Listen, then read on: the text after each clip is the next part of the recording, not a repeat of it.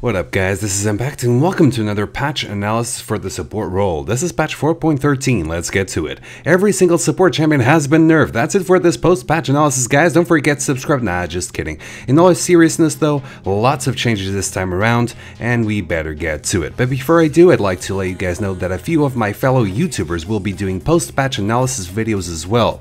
I'll include links to their channels by the end of this video. vel'koz will be in charge of top lane, Shakiraz will take care of mid changes, Foxdrop will be analyzing the jungle changes, and Fi will be focusing mainly on AD carry changes. But let's get to it. First of all, let's cover the standard support changes. SONA just received a whole new gameplay update. I'm not going to get into the details here, especially since I already talked a bit about the differences in playstyle that come along with her rework in the previous video. If you still haven't checked it out, I recommend you click on the thumbnail on your screen right now to watch it.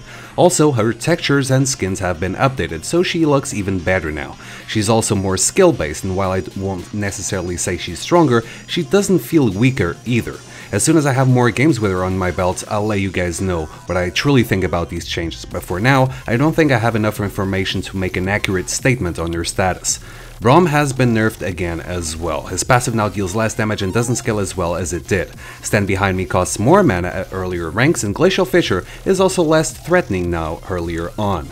Now, what does this mean for Braum? Well, Braum's laning phase will be weaker. He'll still be a beast late game, but it won't be as easy to stomp your opponent when coordinated with your AD carry. Overall, still one beastly champion that needs to be feared and respected through the entire match, especially considering what he can bring to the table when well played. Janna, however, has been buffed. The range on her passive was increased, the knock-up duration on her Q was increased if you allow it to charge completely, and the cooldown will start ticking as soon as you cast it instead of when you reactivate it.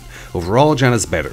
Still not the best pick for the current meta though. Janna is especially good against assassins because she can instantly protect her AD carry and completely nullify an assassin's all-in potential. Against long-range poke-based champions, she's not that great. Plus, her laning phase can be good, but she's only as good as her AD carry because her poke is based on her shield.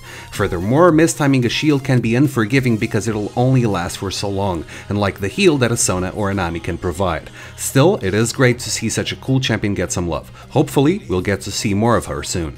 Nami, on the other hand, was also nerfed. Her move speed was decreased by a little bit, just like the cooldown on her heal. I don't think these changes will impact her in a big way, but since she was getting picked up more and more often in the competitive scene, Riot decided to tune her down a notch. I do not recommend you guys pick her up in lower elos unless you're dual queuing with your AD carry, but if you were already playing with her with some degree of success, you shouldn't notice that big of a difference. Thresh ended up being nerfed as well. I know a lot of you saw my Thresh nerf reaction video and took it a little bit too seriously, so I thought I'd be as honest as I could here.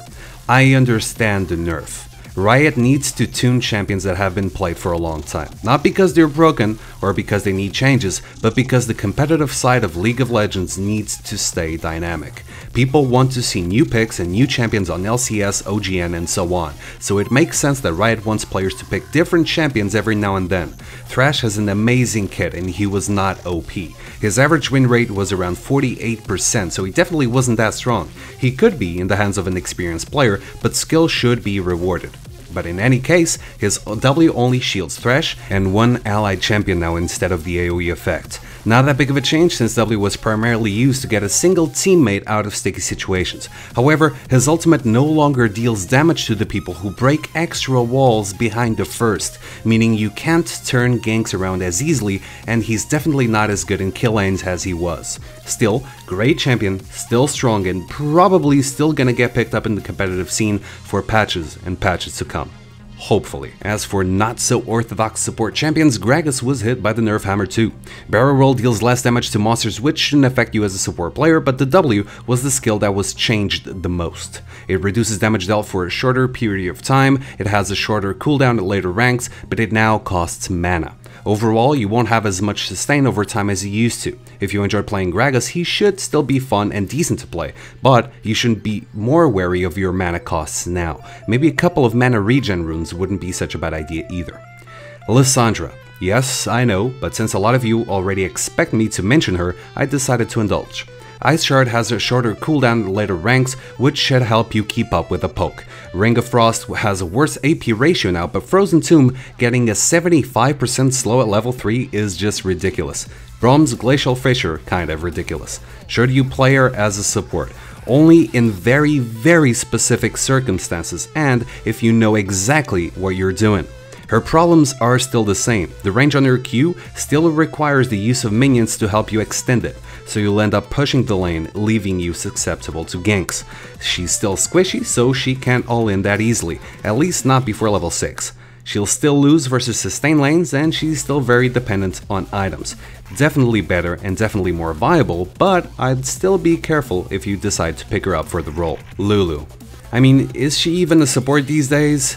Glitter Lance Slow Decay no longer scales with AP. Not that big of a deal since you wouldn't be building a lot of it as a support, and Whimsy's movement speed duration now lasts less at earlier ranks.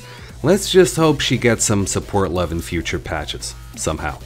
vel'koz, amazing laning phase, true pain in the ass, but falls off if he doesn't snowball. In solo queue it's easy to snowball the bot lane advantage, but in competitive play, not so much. Still, the missile width on his W was increased, so it should be easier to hit, and his ultimate's range was increased. So is he worth picking up as a support? Yeah, he is. Just be careful not to pick him up against sustain lanes, don't get picked off, be wary of your positioning, and try to snowball the advantage. Remember, if you don't get kills in lane, you'll be useless in no time. But still a fun and kind of cheesy champion to pick in solo queue. As for items, Greater Stealth Totem now has a shorter cooldown, Frostfang and Frost Queen's Claim give you less gold over time, Nomad's Medallion mana regen was reduced but it gives you more move speed, and Talisman of Ascension also gives you more move speed, more HP regen, but it only grants you 10% CDR now instead of 20. And I actually like these changes. The items are much more similar now, so it should be easier to pick the path that you want to follow. Utility and regen, Medallion. Damage, Spellthief's Edge. Tankiness, Relic Shield. I also like the CDR nerf on the Talisman simply because there are way too many support items that give you cooldown reduction right now, so it should give you more room to build some more of those items without risking going over the 40% cap. As for summoner spells, goddamn this is a long patch, Exhaust reduces 40% of the enemy's damage, but it now shreds armor and magic resistance, allowing you to use it more offensively than before, rather than making it a defensive only spell. As for a heal, the amount was reduced, which should affect AD carries most of all since supports don't really pick that summoner spell these days.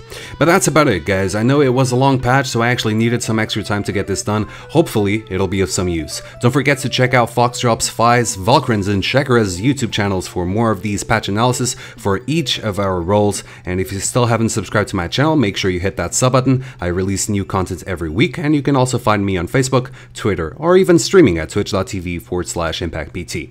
I'll see you guys next time with a top 5 support video for this patch. Peace out.